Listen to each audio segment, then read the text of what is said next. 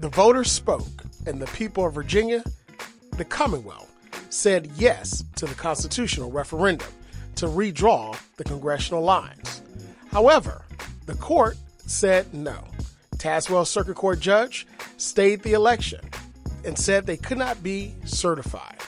And also, the Supreme Court denied a request to appeal the ruling blocking the redistricting certification and put it on hold. And just this week, the court took briefs and heard oral arguments regarding another lawsuit that said that the Democrats in the General Assembly did not follow the proper procedure. What will the court rule? How will this impact the vote of the people? And what will we see moving into November for our congressional delegation? It's Stay the Water. I'm your host, Eric LaVille, and you're joining me now for, again, our Virginia Redistricting Referendum series as we take a look at the rule of law. You know, it's been a lot, and those of you who have been sticking with me, we've been doing our very best to give you up-to-date information about what's happening, not just in the Commonwealth, but how this is impacting our entire world. It is a lot. But before we get into it, as always, I'd like to thank you for joining us as we broadcast from the campus of the Norfolk State University, home of the Spartan Nation, from none other than WSB, Hot and Anyone, the soul of VA. We hope that those of you that are leaving your places of worship, you had a phenomenal time in the Lord.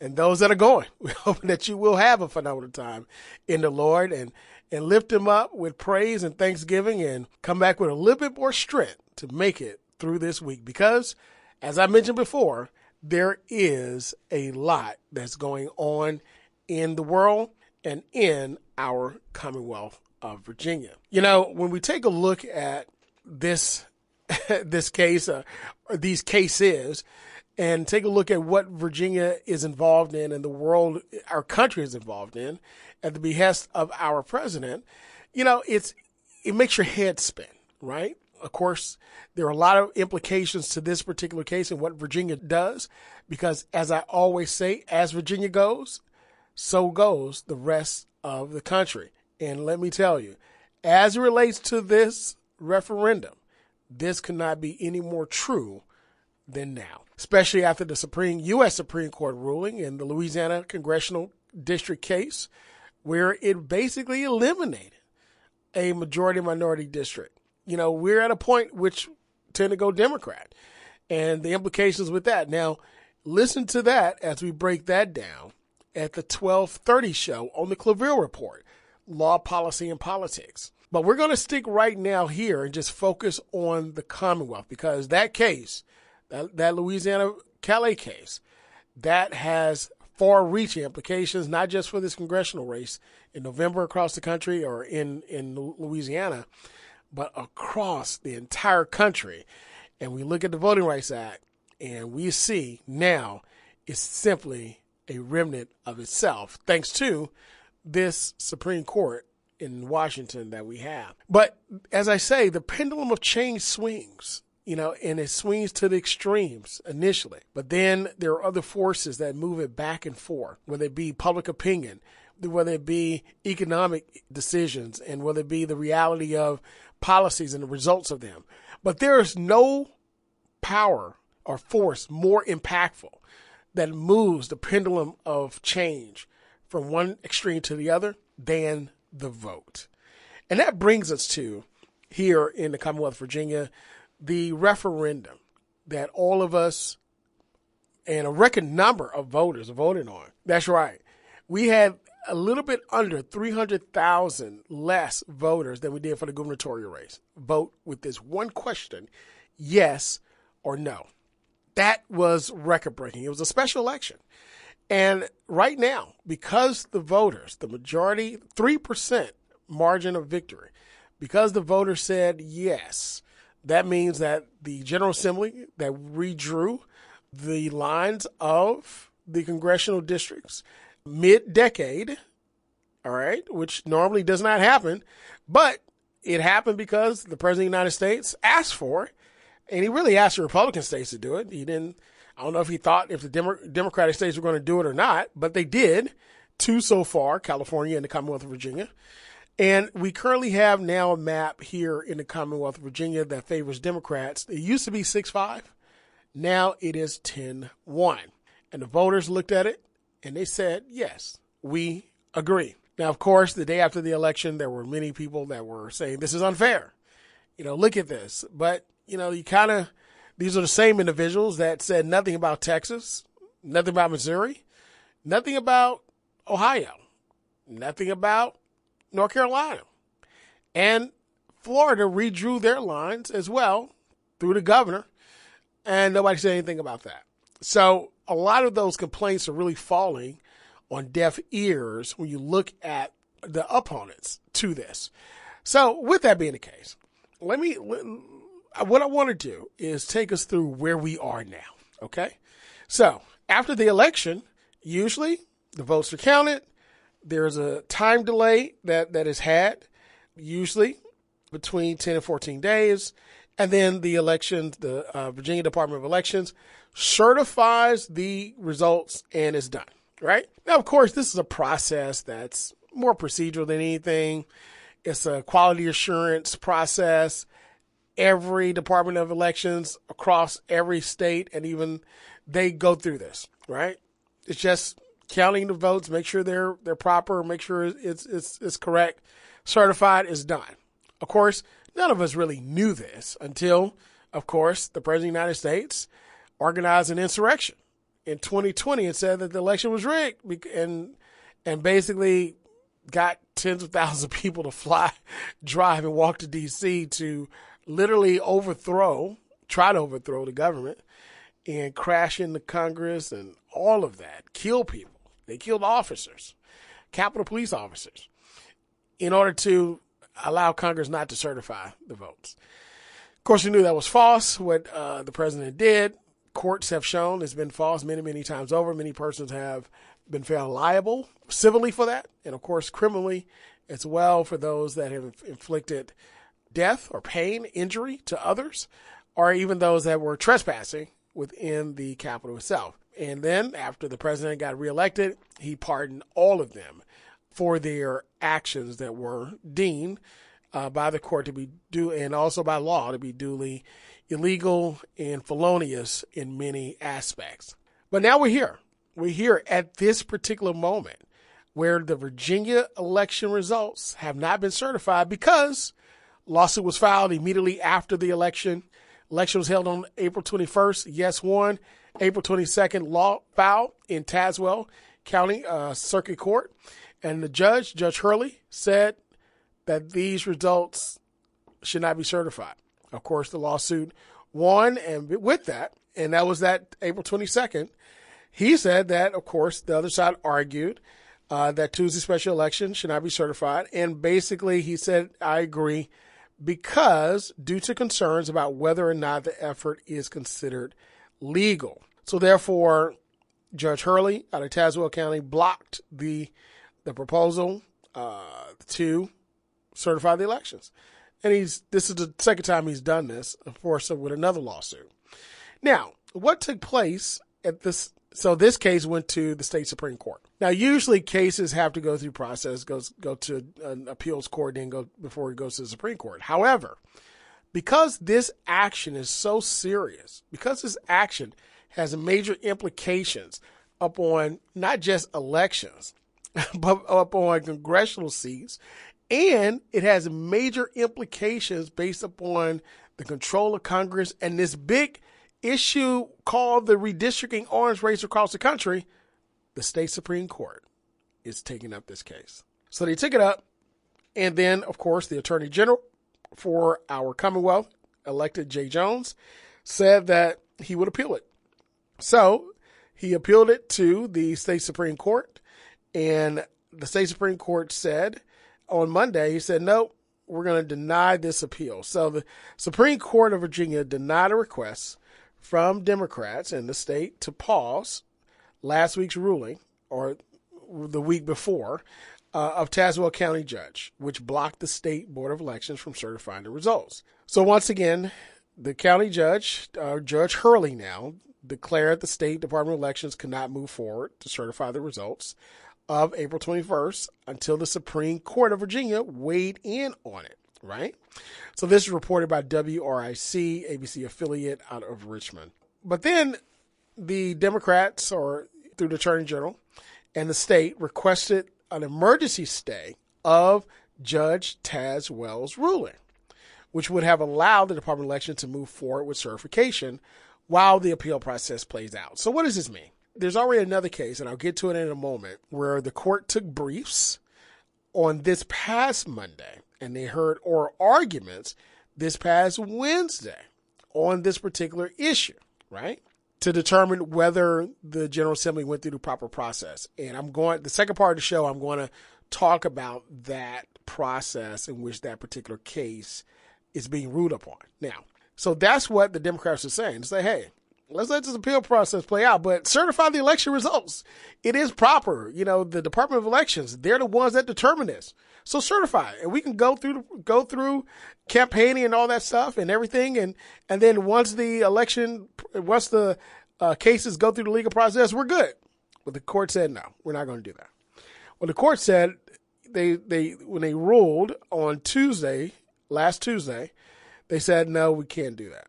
So what ended up happening is that the court basically confirmed that this is just a ruling, okay, that only for a request to stay the election and not on the merits of the cases that are pending against it. So therefore, when the court denied the Attorney General or the state's request to basically block or stay the ruling of the judge, basically when I mean stay, that means it not take effect, right? Let the State Board of Elections certify. The court ruled, no, we're not going to do that. We're going to let the stay on there. So but we're not really on the merits. We're going to do that after we hear this particular case. So where do we stand now? Now, this is where I'm going to get into the substance after we find out where we stand. April 21st, the election took place on Tuesday. On that Tuesday, voters voted. Record number of voters in special election. Yes won, 3% margin. We're good, right? Over 51%, almost 52% of voters that voted said yes. 10 Democratic seats now, or districts favoring Democrats, 1 favoring Republicans. All right. And then after that, the 22nd, the Republicans, they challenged it. Judge said, no, don't certify it. They didn't go through the proper legal process. And then the state, through the Attorney General, appealed it. And then after the appeal, the court ruled on the 28th, no, we're not going to stay or block the judge's decision. We're going to keep the judge's decision as is. So you can't certify the election results until we hear the merits of the case. All right? So that's where we are. Now, let's get to where we are now as it relates to the case that they are hearing on this particular election itself. So now the court documents, according to WRC, show that Democrats advanced a proposal during a 2024 special session of the General Assembly. And the Democrats reported, according to the Republicans, or the challengers, they said the Democrats reportedly violated strict rules. And as a result, any actions taken to advance the plan, which means the new maps, would be deemed illegal. All right? So that's what the court said, the challenge. The judge, again, also ruled that Democrats violated Virginia's Constitution, which dictates that the Constitution Amendment, like the one that we're looking at, is supposed to be passed by 2 different General Assemblies, with a general election taking place in between before it's passed down to voters. Now, with this, that was the ruling of why they blocked it, right? So, with that, Attorney General Jay Jones, he said on Wednesday, on the 23rd, 22nd, things are moving fast, right? He said his office will immediately appeal and file an appeal to the Court of Appeals. And he said last night, Virginia voters spoken, and an activist judge should not have veto power over the people's vote. We look forward to defending the outcome of the last night's election in court, unquote. That was on the 22nd. At the same time, the Supreme Court of Virginia allowed the April 21st special election to proceed, saying it would continue to deliberate if the measure passed. So here's what we got another case that challenged this, right? And then, but the court said, we're going to allow this case or the vote to continue, and we're going to allow it to continue. And if the vote is defeated, this is all moot. In other words, it doesn't matter anymore because the voters defeated it, right? However, if the voters don't defeat it, then we got to come back here. And we're going to come back and we're going to deliberate more on this issue. And we're going to then make a ruling. So when we take a look at what the court's doing, let's take a look and see where this lands us. So according to Virginia Mercury, the Supreme Court weighed a challenge on this amendment, and it's a case, as they say, that will test the scope of legislative authority to redraw congressional maps as similar battles play out nationwide ahead of the midterm elections this fall. So let's go through and see where we are as it relates to the arguments that are being held that the Supreme Court of Virginia are hearing that's going to decide whether this election is certified, invalid, therefore making it constitutional, or cannot be certified, is invalid, therefore ruling that it was unconstitutional. It will be unconstitutional because of a procedure in the General Assembly. All right, so walk with me as we go through this. So on this past Monday, the Supreme Court of Virginia, according to Virginia Mercury, on Monday heard arguments over whether Democrats followed constitutional requirements in advancing a voter-approved redistricting amendment, and it zeroed in on disputes over election timing, public notice, and requirements and scope of a special session last year. Now, basically, when you challenge something in court, you have to challenge it and say that this person made this mistake or what's called an error, right? They erred, or they made an error of law, or error, there's a finding, error, finding of fact, whatever the case may be. But for the most part, the side that's challenging this, which is the Republican side, those that were against this, said they did not do three things.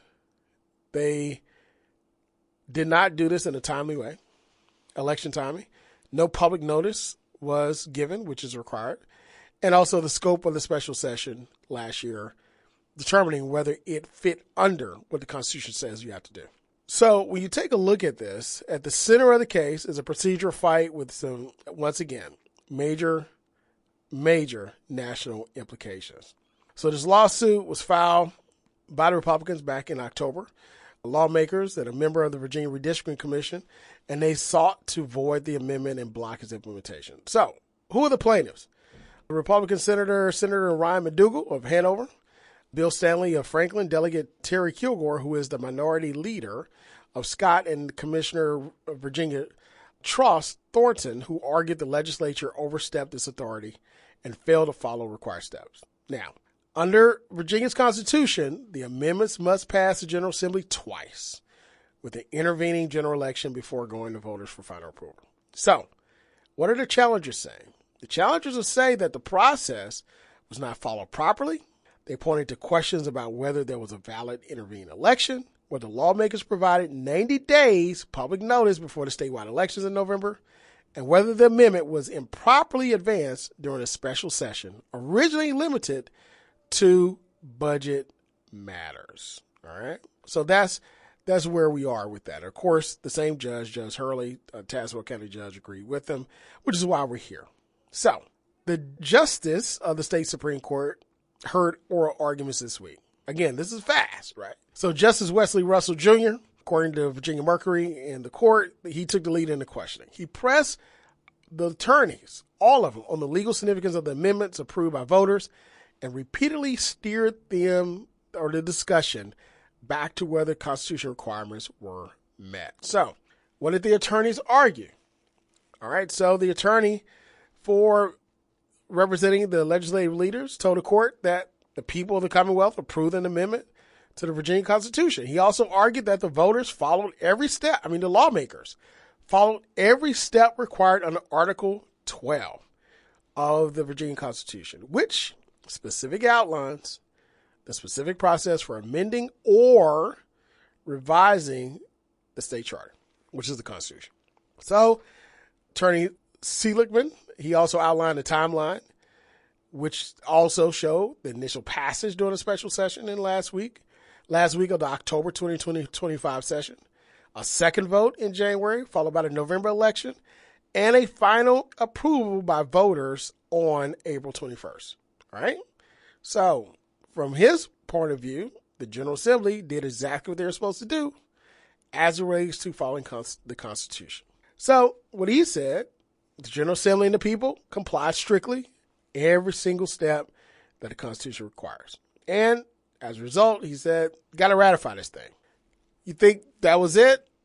The judge said, okay, but no, that's not how things work. Justice Russell, according to Virginia Mercury, pushed back, noting that a successful election does not resolve whether the process itself was valid, right?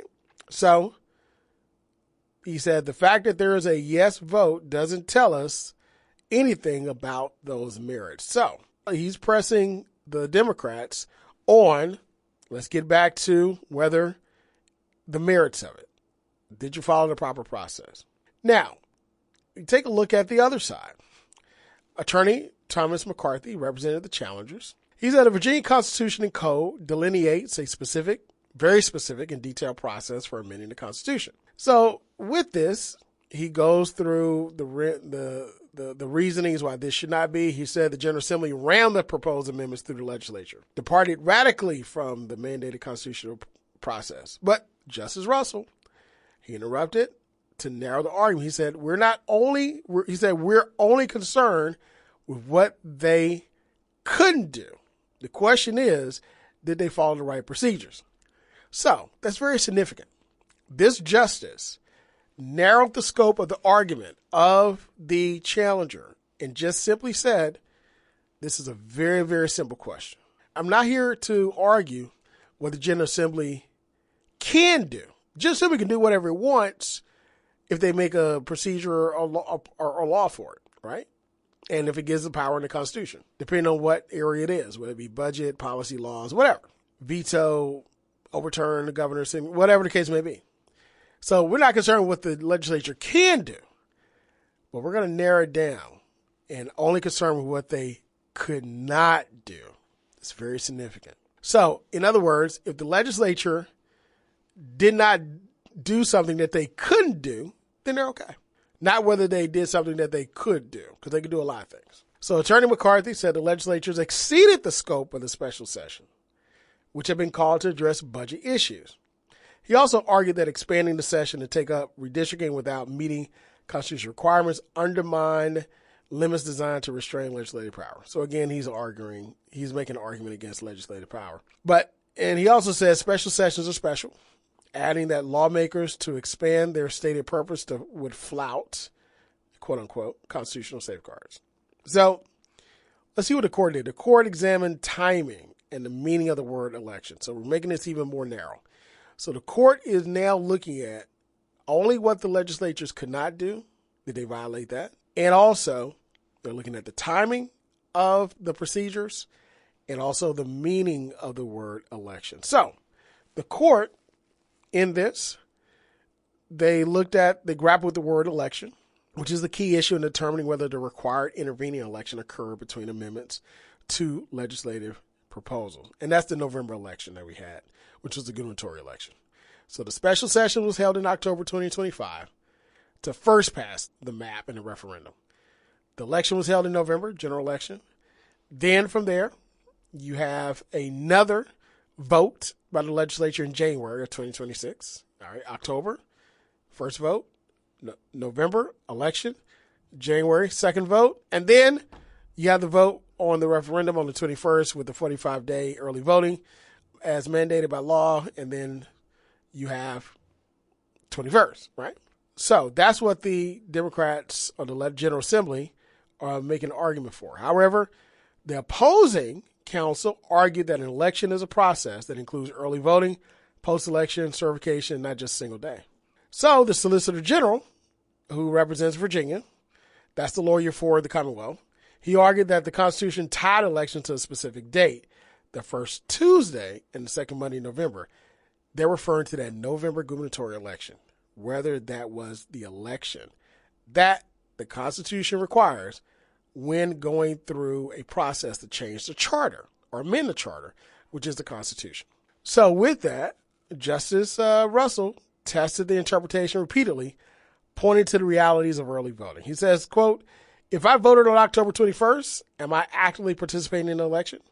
Breckinridge said early ballots are cast in advance, but effectively count on Election Day. But Justice Russell was skeptical. He replied, "So your interpretation is that we literally could have an election, every single vote, where every single vote is cast before the election actually begins," calling it a very extreme definition. Also, another issue is the law requiring 90 days public notice before the Constitution Amendment moves forward.